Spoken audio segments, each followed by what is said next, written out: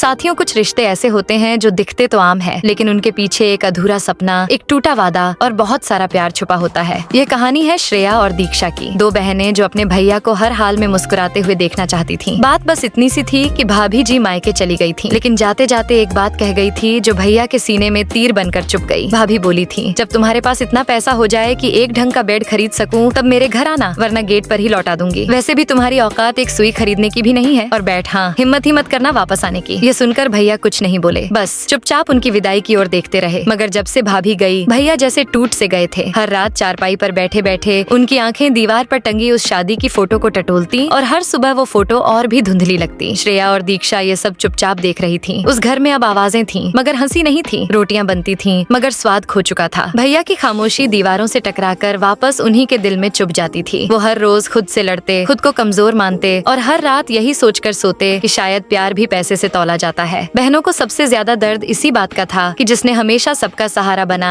आज वही अकेला पड़ गया। कुछ जख्म आवाज नहीं करते, बस इंसान को भीतर से खोखला कर देते हैं, और भैया अब वैसा ही हो चुके थे। एक रात दीक्षा बोली, दीदी क्या भैया वाकई इतने लाचार हैं? श्रेया ने गहरी सांस ली और बोली, भैया तो नहीं, लेकिन हालात जरूर है, लेकिन अब और नहीं। सुबह होते ही दोनों बहनें भैया के पास गईं, और जब उन्होंने पूछा, भैया आप इतने उदास क्यों रहते हो, तो भैया ने आंखें नम करते हुए सारी बात बता दी। बहनें सुनती रहीं और चुपचाप बाहर चली आईं। फिर दीक्षा बोली, दीदी अब बहन सिर्फ राखी नहीं बांधेंगी, आज बहन वो करेंगी जो बेटे भी नहीं कर पाए। दोनों बहनों ने मिलकर घर की पुरानी चारपाई उठाई, टूटी दीवारों के सहारे रखे कुछ पुराने पीपे और दिए जमा किए, और जुट गई एक ऐसा बेड बनाने में जो सिर्फ लकड़ी नहीं बल्कि भैया का सम्मान, उम्मीद और प्यार लेकर भाभी को लौटाए। दीक्षा ने पुराने पोस्टर से परिंदों की आकृतियां काटी। श्रेया ने माँ के बक्से से पुराने रेशमी साड़ी के बॉर्डर निकालकर बेड की किनारियों को सजाया। एक एक लकड़ी पर रंग चढ़ाया, जैसे उसमें भैया की हर याद भर रही हो, और हर पक्षी में एक संदेश, हम इंतजार कर रहे हैं। 2 दिन की कड़ी मेहनत, न धूप देखी न भूख महसूस की, बस एक ही ख्याल, भैया की मुस्कान वापस लानी है। बेड बनता गया और साथ ही उनके सपने भी। आखिर वो दिन आया जब बेड पूरी तरह तैयार था, एक सुंदर सा पक्षियों वाला बर्ड बेड। लेकिन उसे देखने से पहले बेटा तेरी माँ मर जाएगी। अगर तुमने इस वीडियो को लाइक कर चैनल को सब्सक्राइब नहीं किया तो, और हाँ, जाते जाते कमेंट में जय दुर्गा माता लिख देना, ये मेरा श्राप है। लास्ट में जब भैया ने वो बेड देखा तो वो रो पड़े, और अगले ही दिन भाभी को लेने गए, और इस बार भाभी ने दरवाजा खुद खोलकर कहा, तुम्हारे घर से आई ये लकड़ी नहीं, मेरा प्यार लौट आया।